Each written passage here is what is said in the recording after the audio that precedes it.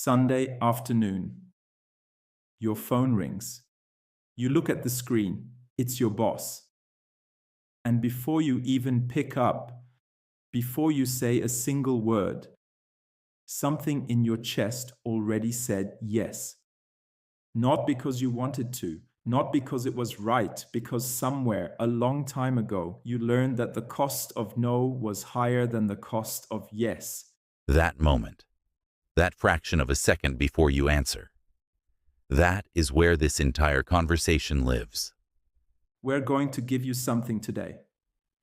7 phrases, not scripts, not clever lines to memorize. 7 positions a Stoic takes when someone else tries to occupy his time, his attention, or his will. And here is what matters. You will not need to explain a single one of them.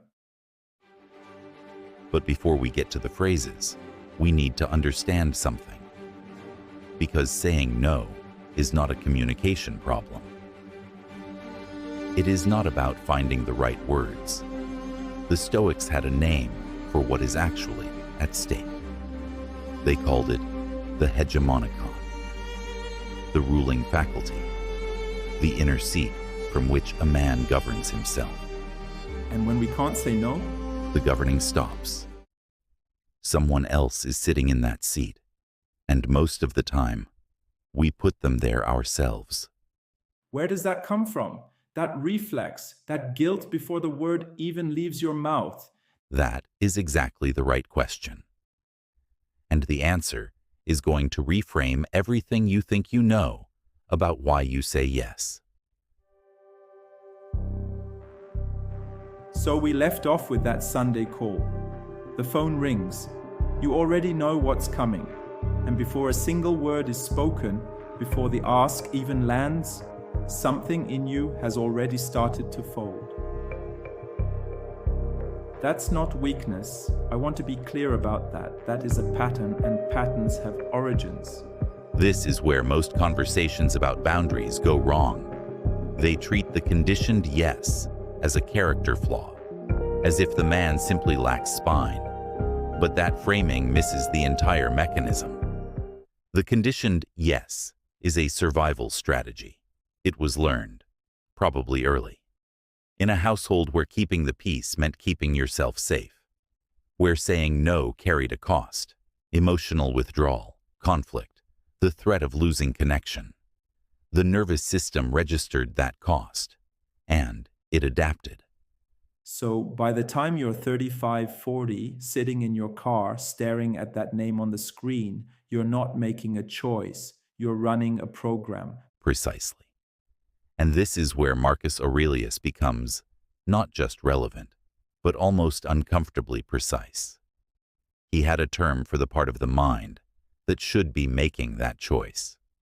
He called it the hegemonikon, the ruling faculty, the governing principle of the self.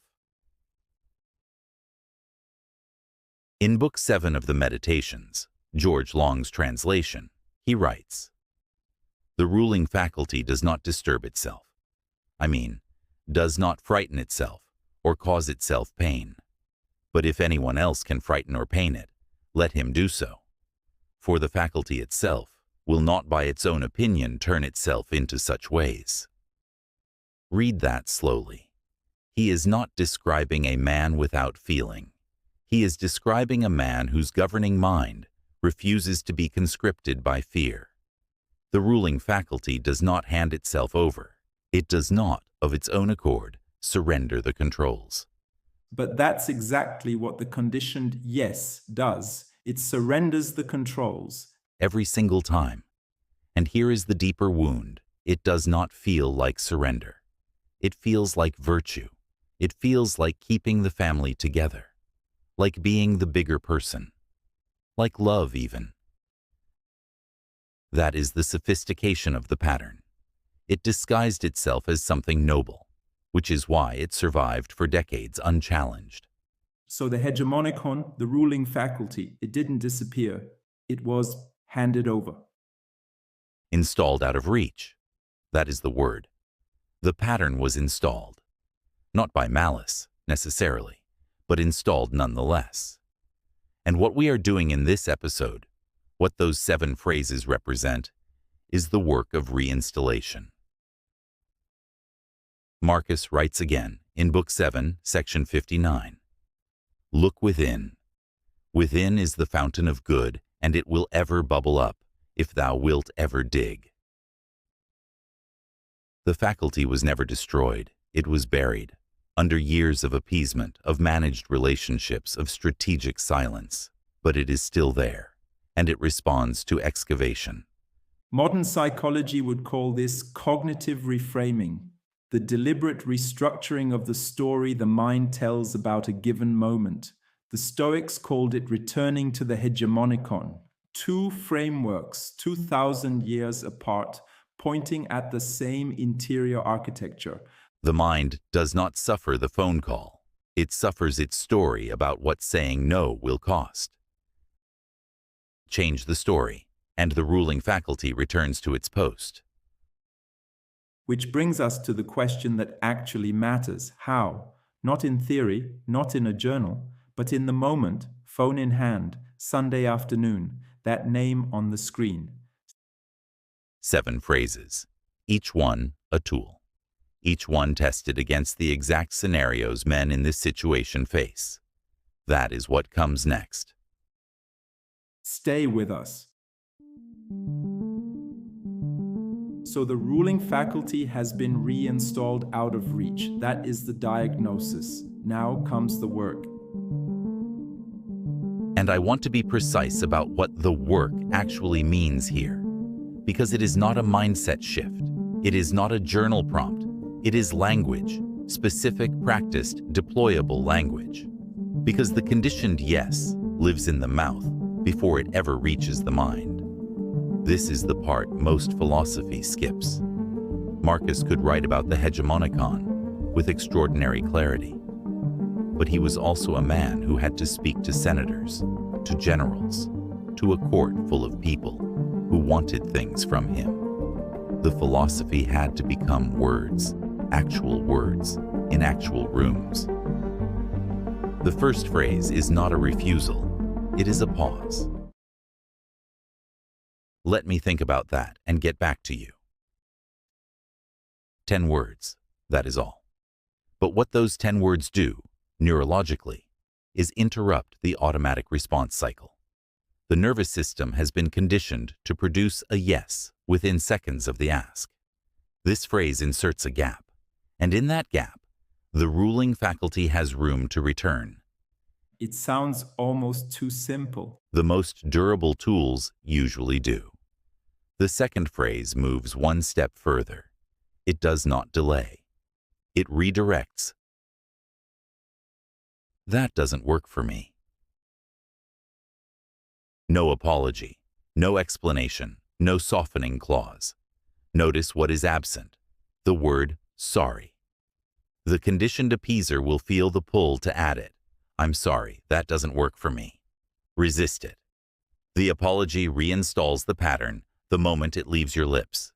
Because the apology signals that you still believe the no requires justification. Precisely. It hands the power back. The third phrase is for the more entrenched dynamic, the relationship where silence has been the currency for years. I hear you, and my answer is no. 2 clauses. The first acknowledges, the second holds. This is not coldness. It is what Epictetus understood about duty and relation. You can be fully present to another person's reality without being governed by it. You hear them. You remain yourself. 3 phrases, each one a degree harder than the last, and we are not done. 4 more remain. And the fourth, the one that addresses the person who will not accept the first 3. That is where this becomes genuinely difficult. That is exactly where we go next.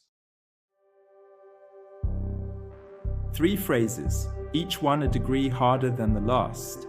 And you said the fourth is where it becomes genuinely difficult. I want to understand why. because phrases 1 through 3 assume a relationship where the other person is operating in good faith, where a clear, calm no is received as information.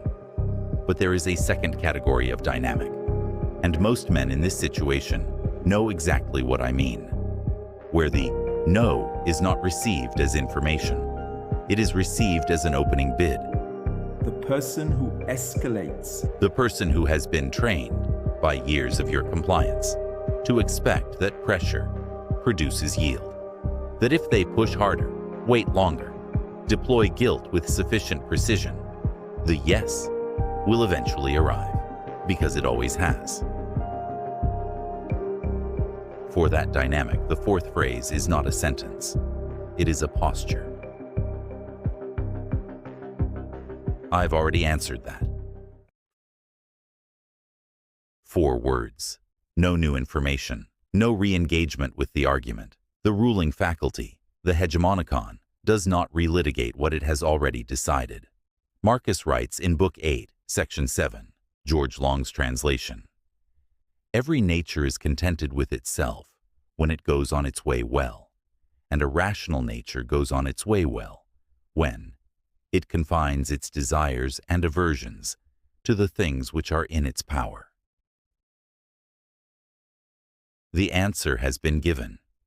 Repeating the argument is not in your power to control. Repeating the answer, calmly without elaboration, is. And when the guilt arrives, because it will. It will.